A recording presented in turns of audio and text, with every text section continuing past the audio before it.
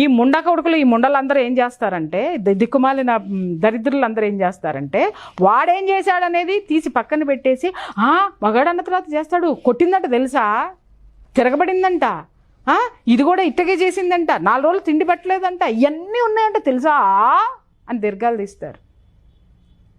ఒక్కళ్ళన్నా ఆలోచించండి. ఒక ఆడది ఒంటరై మీ దగ్గరకు వచ్చి బాధ చెప్పుకుంది అన్నా, లేకపోతే సంసారంలో గొడవలు జరుగుతున్నాయి అంటే, మీకు చేతనైతే ఆ సంసారాన్ని నిలబెట్టండి.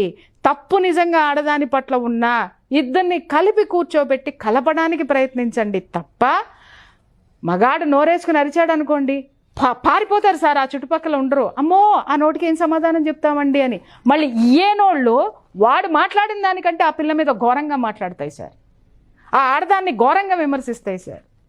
ఎంతని తట్టుకోవాలి చెప్పండి, ఎంతని తట్టుకోవాలి? చులకన. ఎందుకంటే ఈ అమ్మ పోసుకోలమ్మ ఉంటుంది కదా, దానికి రూట్ ఏంటనేది తెలియదు. దానికి రూట్ ఏంటో తెలిసినా కూడా దానికి ఇంకొక ఆడదాన్ని గౌరవించడం అనేటటువంటి ఆ యొక్క సంస్కారం ఉన్నటువంటి మనసు, ఆ మనసులో సంస్కారము రెండూ ఉండవు. Download ShareChat.